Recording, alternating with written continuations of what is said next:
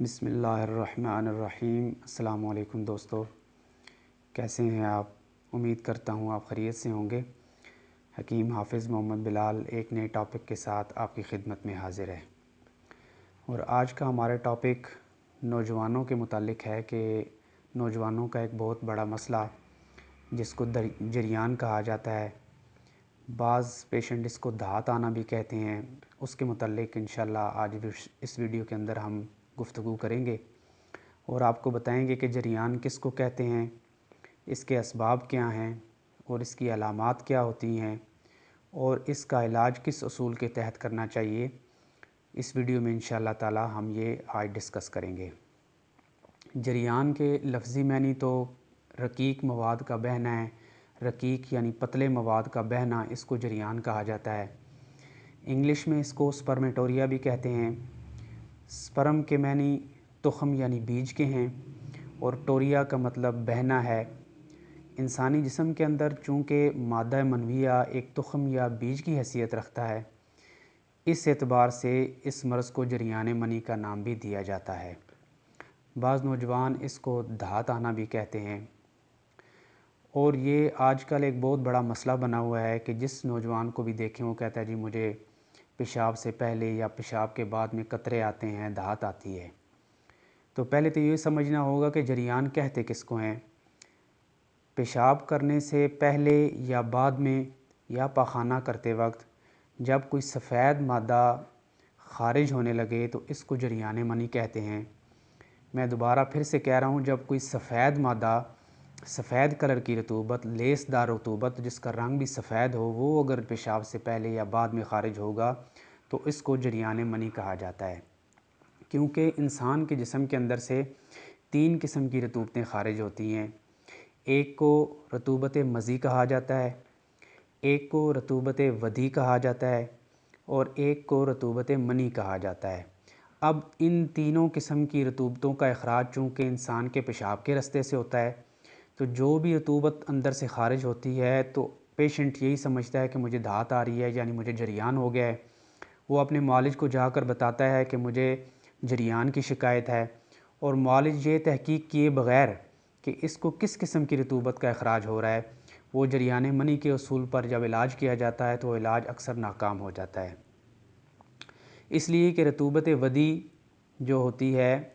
وہ بھی سفید رنگ کی نہیں ہوتی، وہ اس کے اندر شفافیت ہوتی ہے اور وہ ٹرانسپیرنٹ ہوتی ہے اور لیسدار ہوتی ہے۔ رطوبت مزی بھی جو ہوتی ہے وہ بھی شفاف ہوتی ہے، ٹرانسپیرنٹ ہوتی ہے اور لیسدار ہوتی ہے، لیکن جریان منی میں جو منی نکلتی ہے اس کی رنگت دودھ یا سفید ہوتی ہے اور وہ لیسدار ہوتی ہے اور پیشاب کرنے سے قبل یا بعد کے اندر خارج ہو جاتی ہے۔ تو اس لیے اس چیز کی تفریق کرنا بہت ضروری ہوتا ہے کہ کیا اس پیشنٹ کو واقعی جریان منی ہے یا ودی کا اخراج ہو رہا ہے یا مزی کا اخراج ہو رہا ہے۔ اسی اصول کو مد نظر رکھ کر اگر علاج کیا جائے گا تو تب ہی علاج کامیاب ہوگا۔ تو آج اس ٹاپک میں ہم چونکہ جریان منی کے متعلق بات کر رہے ہیں، تو جس وقت انسان کے جسم کے اندر سے یہ منی پیشاب سے قبل یا بعد خارج ہونے لگ جاتی ہے تو اس میں مختلف قسم کی علامات جو ہیں وہ پیشنٹ کے جسم کے اندر رونما ہوتی ہیں، ظاہر ہوتی ہیں۔ ان میں سب سے پہلے تو یہ ہے کہ جسم کے اندر دن بدن کمزوری بہت زیادہ آنے لگ جاتی ہے، جسم ہر وقت تھکا ہوا سا رہتا ہے، اور انسان کے اوپر ہر وقت نیند کا غلبہ رہتا ہے، اور صبح اٹھنے کو جی نہیں چاہتا۔ دن کو چلتے پھرتے وقت پنڈلیوں کے اندر درد کا رہنا، کمر درد رہنا، نسیان یعنی بھول جانے کی عادت، ہر چیز کو بھول جانا، اور کسی ایک فیصلے پر نہ پہنچ سکنا یعنی خیالات کا منتشر ہونا، یہ تمام کی تمام جو علامات ہے کہ جریان منی کے جو پیشنٹ ہوتا ہے اس میں پائی جاتی ہیں۔ اب یہ مرض ظاہر کیوں ہوتا ہے، اس کی مختلف وجوہات ہیں۔ سب سے پہلی اور بڑی وجہ تو انسان کے جسم کے اندر ذکاوت حس کا بڑھ جانا ہے، کیونکہ آج کل کے ہمارے نوجوان سوشل میڈیا کا بہت زیادہ استعمال کر رہے ہیں، تو اس کے اندر اس قسم کا مواد جو دیکھتے ہیں، فحش قسم کی ویڈیوز، فحش قسم کا جو لٹریچر وغیرہ پڑھنا ہوتا ہے، یا اس قسم کے ماحول میں اٹھنا بیٹھنا جہاں ماحول گندا ہوتا ہے، تو اس وجہ سے انسان کے جسم کے اندر، دماغ کے اندر ایک بے چینی سی پیدا ہو جاتی ہے، اور ذکاوت حس کا جو مرض ہوتا ہے وہ لاحق ہو جاتا ہے۔ اس وجہ سے بھی جریان منی کی شکایت ہو سکتی ہے۔ دوسری جو وجہ ہے وہ یہ ہے کہ انسان کے جسم کے اندر رطوبت بلغمیہ کا بڑھ جانا،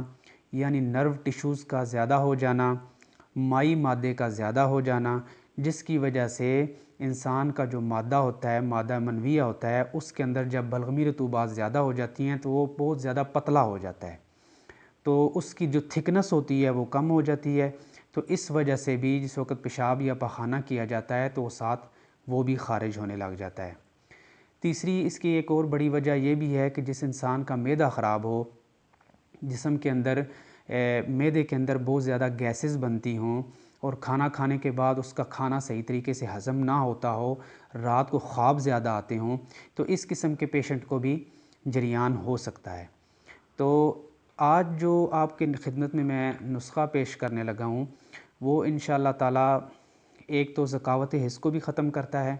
اور دوسرا اگر معدے کا مسئلہ ہو، معدے کے اندر بلغمی رطوبات کی زیادتی سے اگر گیسز بہت زیادہ بنتی ہیں اور کھانا ٹھیک طریقے سے ہضم نہیں ہوتا،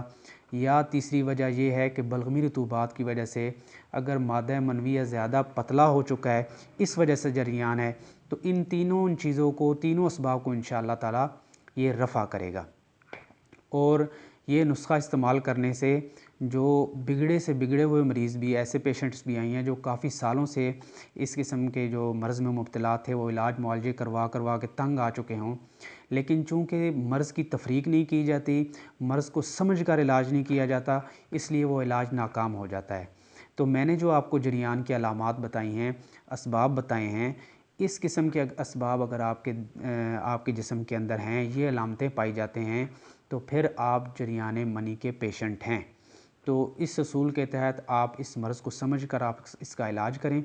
تو کوئی وجہ نہیں ہے کہ یہ مرض دور نہ ہو۔ تو چلیے بڑھتے ہیں آج کے نسخے کی طرف، اور نسخے کے اندر 3 اجزاء ہیں، یہ 3 اجزاء آپ نوٹ فرما لیں، اور ان کو آپ بازار سے پنسار سٹور سے خرید کے لا کے اس کو آپ گرائنڈ وغیرہ کر لیں، اور ساتھ جو ہے نا گرائنڈ کرنے کے بعد آپ اس کو استعمال کریں، تو انشاءاللہ تعالیٰ بہت ہی جلد یہ جو جریان منی کی رطوبت ہے یہ رک جائے گی، اور دوبارہ صحت کی طرف آپ لوٹنا شروع ہو جائیں گے۔ تو کیا نسخہ ہے جی؟ سب سے پہلی اس میں چیز ہے حلیلہ سیاہ، دوسرے نمبر پر ہے جی ستاور، اور تیسری چیز ہے پھلی کیکر۔ تو ان تینوں چیزوں کو آپ پنسار سٹور سے لے آئیں، برابر وزن میں لانا ہے، اور ان کو لا کر آپ گرائنڈ کروا لیں۔ گرائنڈ کروانے کے بعد آپ اس کی جو 500 ملی گرام والے کیپسول ہوتے ہیں وہ بھر لیں،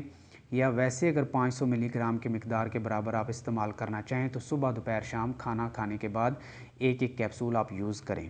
اس کے ساتھ جو اس قسم کی غذائیں ہیں جو بلغمی مزاج رکھتی ہیں، جن کے اندر رطوبات بہت زیادہ ہوتی ہیں، ان سے پرہیز کریں۔ ان میں سب سے پہلے تو چاول ہیں، اس کے بعد بیکری کی بنی ہوئی اشیاء ہیں، اس کے بعد دودھ کی بنی ہوئی اشیاء ہیں، دودھ، کسٹرڈ، سوئیاں، کھیر، فرنی، اس طرح کی اشیاء، اور بیکری کی بنی ہوئی اشیاء ہیں۔ دالوں کے اندر دال ماش ہے، اور سبزیوں کے اندر اروی ہے، بھنڈی ہے، اور زیادہ ٹھنڈی چیزوں کا زیادہ استعمال، کھانا کھانے سے یا کھانا کھانے کے درمیان میں پانی کا بہت زیادہ استعمال کرنا، ان چیزوں سے آپ اوائڈ کریں۔ ایسی غذائیں استعمال کریں جو سرد اور خشک مزاج کی حامل ہیں، ان میں گوبھی ہے، مٹر، پالک، ساگ، آلو اور گوشت، چکن وغیرہ ہو گیا۔ اس قسم کی اگر آپ غذائیں یوز کریں گے تو جو ہی بلغمی رطوبات کم ہوں گی، انشاءاللہ تعالیٰ یہ مرض آہستہ آہستہ ختم ہونا شروع ہو جائے گا۔ تو یہ تھی جی آج کی ویڈیو۔ انشاءاللہ نیکسٹ ویڈیو میں ایک نئے ٹاپک کے ساتھ پھر آپ کی خدمت میں حاضر ہوں گا۔ تب تک کے لیے اللہ حافظ۔